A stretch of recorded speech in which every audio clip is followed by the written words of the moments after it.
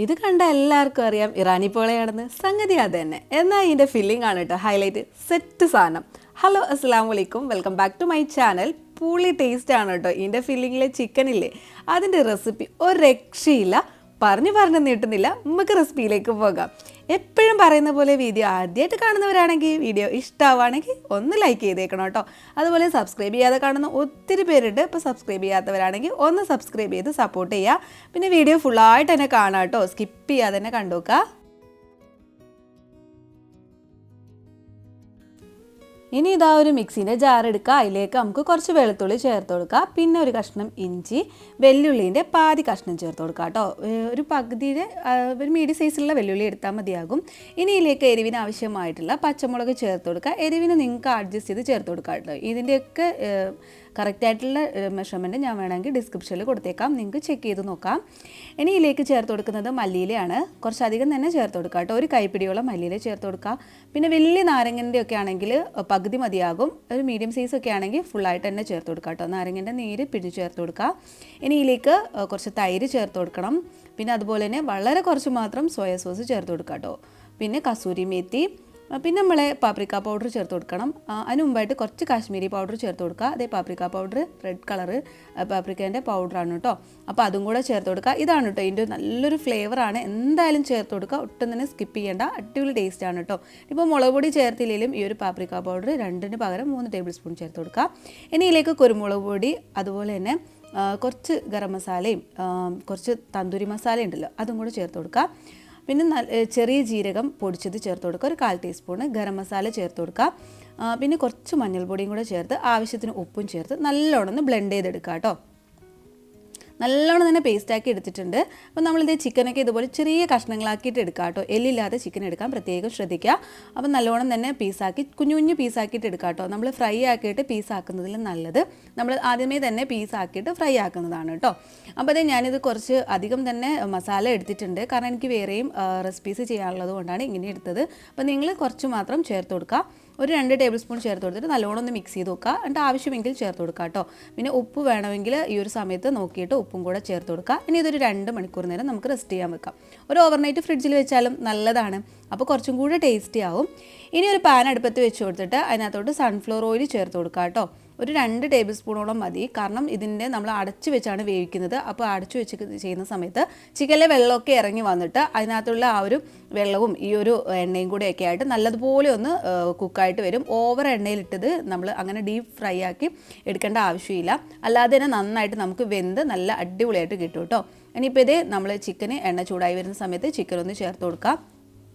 പിന്നെ ഇതിങ്ങനെ നമ്മൾ കുറച്ചധികം നേരം വെച്ചുകൊണ്ട് തന്നെ കട്ടയായിട്ടുണ്ടാവും. അതൊക്കെ ഒന്ന് മാറ്റി കൊടുത്തിട്ട് എല്ലാ ഭാഗത്തും എണ്ണ എത്തുന്ന രീതിയിലൊന്ന് സെറ്റാക്കി എല്ലാ ഭാഗവും ഒന്ന് റെഡിയാക്കി കൊടുക്കുക. തീ എപ്പോഴും ലോ ഫ്ലെയിമിൽ വേണം വെച്ച് കൊടുക്കാനായിട്ട്. ലോ ഫ്ലെയിമിൽ കിടന്നിട്ട് ഒരു 5 മിനിറ്റ്, ഒരു 5-10 മിനിറ്റിനുള്ളിൽ എന്താണെങ്കിലും വെന്ത് കിട്ടും. പിന്നെ നമ്മുടെ ഗ്യാസിൻ്റെ ഫ്ലെയിമിനനുസരിച്ച് അങ്ങോട്ടും ഇങ്ങോട്ടൊക്കെ വ്യത്യാസം വരാൻ ചാൻസ് ഉണ്ട്.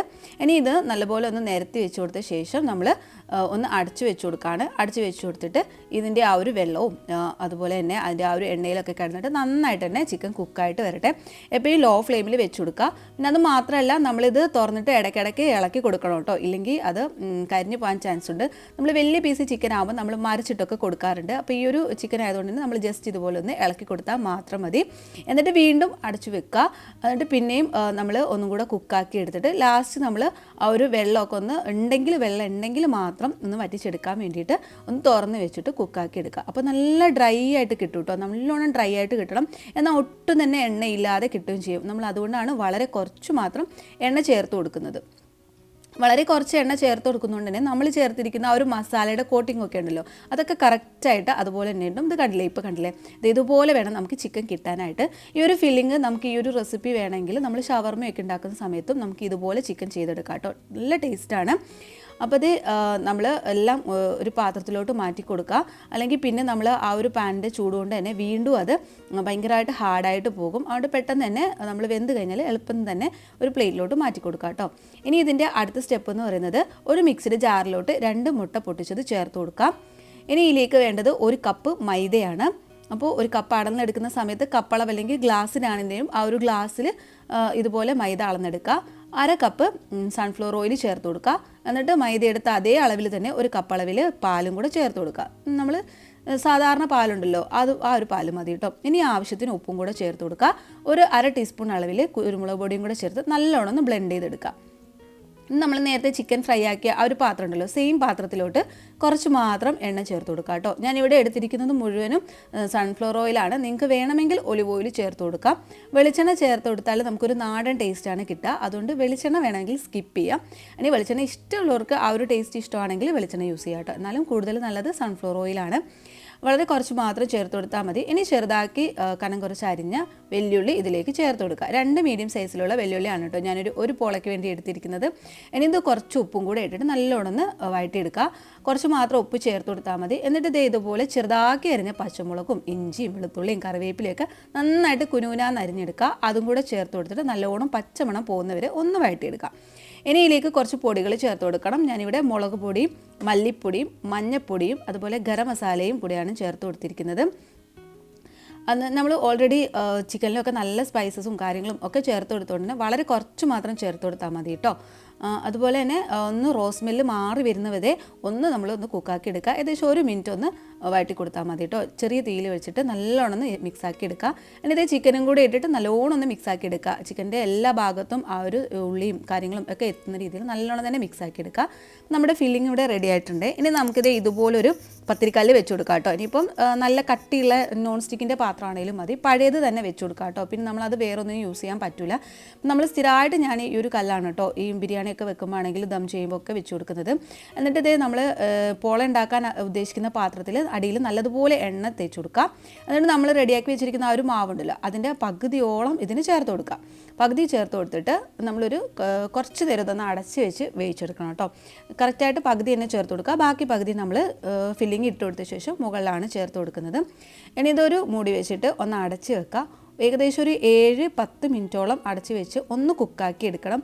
എന്നാൽ മാത്രമേ നമ്മൾ ഒരു മസാലയൊക്കെ ഇടുന്ന സമയത്ത് മസാല താഴ്ന്നു പോകാതെ മുകളിൽ കറക്റ്റായിട്ട് നിൽക്കുള്ളൂ. ഇല്ലെങ്കിൽ നമ്മൾ പെട്ടെന്ന് തന്നെ നമ്മളത് മസാല ചേർത്ത് കൊടുത്തു കഴിഞ്ഞാൽ അത് താഴ്ന്നു പോകും.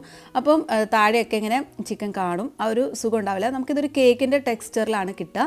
അപ്പോൾ അത് ഫില്ലിങ് നമ്മൾ സൈഡിലോട്ട് പോകാതെ ശ്രദ്ധിക്കണം. അപ്പോഴും സൈഡിലൊക്കെ ചിക്കൻ വന്നിട്ട് ഒരു രസം ഉണ്ടാവില്ല കാണാനായിട്ട്. അപ്പോൾ അതുകൊണ്ട് തന്നെ ഫുള്ള് ഫില്ലിങ്ങും വെച്ച് കൊടുക്കാം കേട്ടോ. കുറച്ച് ചിക്കൻ നമ്മൾ മാറ്റി വെക്കണം കേട്ടോ. നേരത്തെ മസാല ചെയ്തില്ലേ ആ ഒരു സമയത്ത് നമ്മൾ കുറച്ച് ചിക്കൻ മാറ്റി വെക്കണം. ഞാൻ പറയാൻ മറന്നുപോയതാണ്. എന്നിട്ട് നമ്മൾ നേരത്തെ ചെയ്തതുപോലെ തന്നെ ഒന്ന് അടച്ച് വെച്ച് കൊടുത്ത് ഒരു 5 മിനിറ്റ് കഴിഞ്ഞ ശേഷം നമ്മളൊന്ന് ഗാർണിഷ് ചെയ്യാനായിട്ട് ആദ്യം നമ്മൾ ഫ്രൈ ആക്കി വെച്ചതിൽ നിന്ന് കുറച്ച് ചിക്കൻ എടുത്ത് വെച്ചിരുന്നു. ആ ചിക്കൻ ഫുള്ളായിട്ട് തന്നെ നമ്മൾ ഇതിൻ്റെ മുകളിൽ ഇട്ട് കൊടുക്കുക. അതിനുശേഷം നമ്മൾ ക്യാപ്സിക്കം ഉണ്ടല്ലോ അത് കുറച്ച് റൗണ്ടായിട്ട് കട്ട് ചെയ്തിട്ട് അതും കൂടെ ചേർത്ത് കൊടുക്കുക. കുറച്ച് മല്ലിയിലയും കൂടെ ചേർത്ത് കൊടുക്കുക. ഇതൊക്കെ നമ്മുടെ ഇഷ്ടത്തിനനുസരിച്ച് ഗാർണിഷ് ചെയ്യാം. നിങ്ങൾക്ക് വേണമെങ്കിൽ തക്കാളി വേണമെങ്കിൽ വെച്ച് കൊടുക്കാം. എന്നൊക്കെ നമ്മുടെ ഇഷ്ടത്തിനനുസരിച്ച് ചെയ്ത് കൊടുക്കാം കേട്ടോ. നല്ല ടേസ്റ്റാണ്. എന്തായാലും എല്ലാവർക്കും ഇഷ്ടപ്പെടും. ഒരു തവണയെങ്കിലും നിങ്ങൾ ഇതുപോലെ ഒന്ന് ട്രൈ ചെയ്ത് നോക്കുക.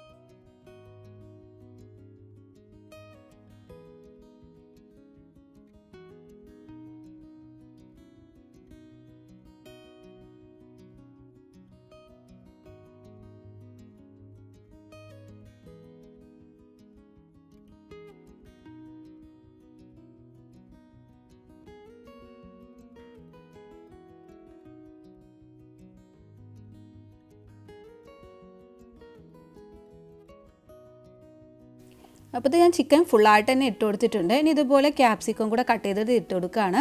ഒരു 3 എണ്ണമാണ് കേട്ടോ വെച്ചിരിക്കുന്നത്. നമുക്ക് വലിയ പാത്രമൊക്കെ ആണെങ്കിൽ നിങ്ങൾക്ക് ഇതിൻ്റെ അളവ് കൂട്ടി കൊടുത്താൽ മതി കേട്ടോ. നമ്മൾ മാവൊക്കെ എടുക്കുന്ന സമയത്ത് എല്ലാത്തിൻ്റെ അളവ് ഡബിളാക്കി എടുക്കുക. ഞാനിപ്പോൾ ഏകദേശം ഒരു 8 ഇഞ്ച് പാത്രം ആ ഒരു അളവിലുള്ള പാത്രമാണ് കേട്ടോ. നമ്മളൊരു 8 ഇഞ്ച് കേക്കിൻ്റെയൊക്കെ വലുപ്പമില്ല ആ ഒരു വലുപ്പത്തിലാണ് ചെയ്തിരിക്കുന്നത്. ഇനി കുറച്ച് മല്ലിയിലയും കൂടെ ഇട്ട് കൊടുക്കുക. എന്നിട്ട് ഇതൊന്ന് അടച്ച് വെച്ചിട്ട് ഒരു 40 മിനിറ്റ് നമുക്കിതൊന്ന് കുക്ക് ചെയ്തെടുക്കണം കേട്ടോ. ഏകദേശം ഒരു 40 മിനിറ്റ് തന്നെ വരും. നിങ്ങൾക്ക് നല്ല ഫ്ലെയിമൊക്കെ ആണെങ്കിൽ നിങ്ങൾ എന്താ പറയുക ഒരു 30 മിനിറ്റൊക്കെ ആയി കഴിയുമ്പോൾ നമുക്കൊന്ന് കുത്തി നോക്കിയാൽ മതി. ചെറിയ തീയിൽ വെച്ചിട്ട് തന്നെ വേണം കുക്ക് ചെയ്തെടുക്കാൻ കേട്ടോ. ഇതിപ്പോൾ ഒരു ഏകദേശം 40 മിനിറ്റ് ആയിട്ടുണ്ട്. അപ്പോൾ നമുക്ക് ആ ഒരു സമയത്ത് നമുക്കൊന്ന് കുത്തി നോക്കാം ഇത് വെന്തിട്ടുണ്ടോയെന്ന്. നമുക്ക് മൈദ ആയതുകൊണ്ട് തന്നെ നമ്മൾ കുത്തി കൊടുക്കുന്ന ഫോർക്കിൻ്റെ ആ ഒരു സൈഡിൽ ഒട്ടി പിടിച്ചിട്ടുണ്ടെങ്കിൽ അത് വെന്തിട്ടില്ല എന്നാണ്. അപ്പോൾ ഒരു ഏകദേശം ഒരു 5 മിനിറ്റും കൂടെ വെച്ച് കൊടുത്താൽ മതി. പക്ഷേ ഒരു 40 മിനിറ്റ് ആയപ്പം എനിക്കിത് കറക്റ്റായിട്ട് തന്നെ വെന്തിട്ടുണ്ട്. ഞാനൊരു കൺഫ്യൂഷൻ കാരണം ഒന്നും കൂടെ ഒന്ന് കുത്തി നോക്കിയതാണ്. അപ്പോൾ ഇത് എൻ്റെത് കറക്റ്റായിട്ട് തന്നെ വെന്ത് വന്നിട്ടുണ്ട്. നമുക്കിത് ആ ഒരു പാത്രത്തിൽ നിന്ന് മാറ്റി കൊടുക്കാം കേട്ടോ. അതായത് നമ്മൾ വെച്ചിരിക്കുന്ന അടിയിലത്തെ കല്ലിന് നല്ല ചൂടുണ്ട്, ഇരുമ്പിൻ്റെ പത്രിക്കല്ലാണ്. അപ്പോൾ അതുകൊണ്ട് തന്നെ അതിന് ഓൾറെഡി നല്ല ചൂട് കാണും. അപ്പോൾ അതുകൊണ്ട് തന്നെ അതിൽ നിന്ന് നമ്മൾ ആദ്യം പെട്ടെന്ന് മാറ്റി കൊടുക്കാം. എന്നിട്ട് ഈ ഒരു പാത്രം നന്നായിട്ട് തണുത്ത ശേഷം മാത്രമാണ് നമ്മൾ ഡിമോൾഡ് ചെയ്തെടുക്കുന്നത്. ഇല്ലെങ്കിൽ നമുക്കത് പാത്രത്തിൽ നിന്ന് കറക്റ്റായിട്ട് കിട്ടൂല കേട്ടോ. ഇതുപോലെ തന്നെ നമ്മൾ ഫ്ലിപ്പ് ചെയ്ത് എടുത്തിട്ടുണ്ട്. നല്ല അടിപൊളിയായിട്ട് തന്നെ സൈഡൊന്നും കരിയാതെ നമുക്ക് അടിപൊളിയായിട്ട് തന്നെ കിട്ടിയിട്ടുണ്ട്. അപ്പോൾ നമുക്കിത് കട്ട് ചെയ്ത് നോക്കാം. ഇതിൻ്റെ ഫില്ലിങ്ങും കാര്യങ്ങളും ഒക്കെ വന്നിട്ട് നല്ലൊരു ഭംഗിയാണ് കാണാനായിട്ട്. കഴിക്കാനാണെങ്കിൽ നല്ല ടേസ്റ്റാണ്. എന്തായാലും നിങ്ങൾ ട്രൈ ചെയ്ത് നോക്കിയിട്ട് നിങ്ങളുടെ അഭിപ്രായങ്ങൾ കമൻറ്റ് ബോക്സിൽ എഴുതി അറിയിക്കുക. വീഡിയോ ഇഷ്ടമായാൽ ലൈക്ക് ചെയ്യാനും ഷെയർ ചെയ്യാനും അതുപോലെ സബ്സ്ക്രൈബ് ചെയ്യാത്ത കൂട്ടുകാരുണ്ടെങ്കിൽ ഒന്ന് സബ്സ്ക്രൈബ് ചെയ്യാനും മറക്കരുതേ. അപ്പോൾ നമുക്കിത് കട്ട് ചെയ്തിട്ട് ഒരു മീഡിയം ഒരു ചൂടിൽ നമുക്ക് നല്ല ചൂടിൽ കഴിക്കാനായിട്ട് നല്ല ബുദ്ധിമുട്ടാണ്. അപ്പോൾ അതുകൊണ്ട് തന്നെ ചെറിയ ചൂടിൽ കഴിക്കാം. അപ്പോൾ നമുക്ക് ചൂട് വേണമെന്നുണ്ടെങ്കിൽ ആ ഒരു സമയത്ത് ചൂടാക്കി കൊടുത്താലും മതി. അപ്പോൾ ഇത് നമുക്ക് എന്താ പറയുക ഈവനിങ് സ്നാക്സ് ആയിട്ടോ അല്ലെങ്കിൽ ഡിന്നറിൻ്റെ കൂടെയൊക്കെ കഴിക്കാനായിട്ട് അടിപൊളിയാണ് കേട്ടോ. എന്തായാലും ട്രൈ ചെയ്ത് നോക്കുക. ഈ ഒരു ചിക്കൻ്റെ ഫീലിംഗ് ഉണ്ടല്ലോ അത് നമ്മൾ അല്ലാതെ നോർമൽ ചിക്കൻ ഫ്രൈ ചെയ്യുന്ന സമയത്തും നല്ല ടേസ്റ്റാണ് കേട്ടോ. എന്തായാലും ട്രൈ ചെയ്ത് നോക്കിയിട്ട് നിങ്ങളുടെ അഭിപ്രായങ്ങൾ കമൻറ്റ് ബോക്സിൽ അറിയിക്കുക. അപ്പോൾ ഇത് അടുത്ത വീഡിയോസൊക്കെ ആയിട്ട് വരുന്നവരേക്കും bye. Thank you. Thanks for watching.